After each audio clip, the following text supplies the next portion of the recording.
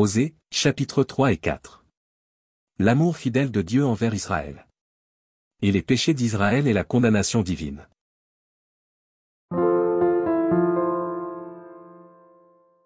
L'Éternel me dit, va encore, et aime une femme aimée d'un amant, et adultère, aime-la comme l'Éternel aime les enfants d'Israël, qui se tournent vers d'autres dieux et qui aiment les gâteaux de raisin.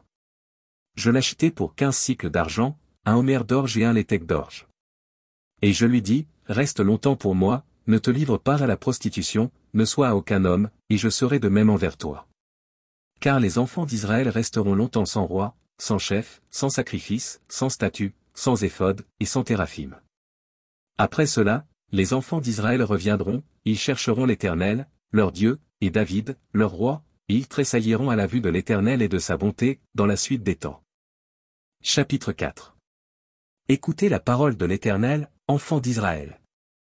Car l'Éternel a un procès avec les habitants du pays, parce qu'il n'y a point de vérité, point de miséricorde, point de connaissance de Dieu dans le pays.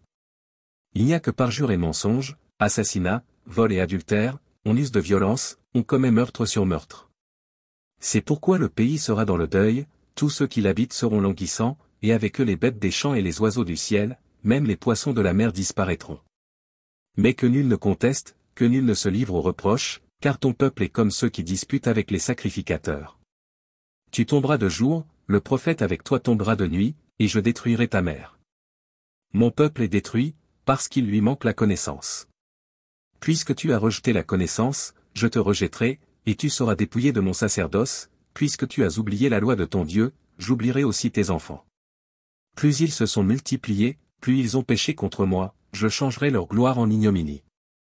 Ils se repaissent des péchés de mon peuple, ils sont avides de ses iniquités. Il en sera du sacrificateur comme du peuple, je le châtierai selon ses voies, je lui rendrai selon ses œuvres. Ils mangeront sans se rassasier, ils se prostitueront sans multiplier, parce qu'ils ont abandonné l'Éternel et ses commandements. La prostitution, le vin et le mou, font perdre le sens. Mon peuple consulte son bois, et c'est son bâton qui lui parle, car l'esprit de prostitution égare, et ils se prostituent loin de leur Dieu. Ils sacrifient sur le sommet des montagnes, ils brûlent de l'encens sur les collines, sous les chênes, les peupliers, les térébinthes, dont l'ombrage est agréable. C'est pourquoi vos filles se prostituent, et vos belles-filles sont adultères. Je ne punirai pas vos filles parce qu'elles se prostituent, ni vos belles-filles parce qu'elles sont adultères, car eux-mêmes vont à l'écart avec des prostituées, et sacrifient avec des femmes débauchées. Le peuple insensé court à sa perte. Si tu te livres à la prostitution, ô Israël, que Juda ne se rende pas coupable, n'allez pas à Gigal, ne montez pas à Beth-Aven, et ne jurez pas, l'Éternel est vivant.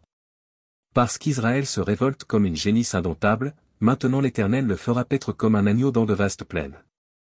Éphraïm est attaché aux idoles, laisse-le. À peine ont-ils cessé de boire qu'ils se livrent à la prostitution, leurs chefs sont avides d'ignominie. Le vent les enveloppera de ses ailes, et ils auront honte de leurs sacrifices.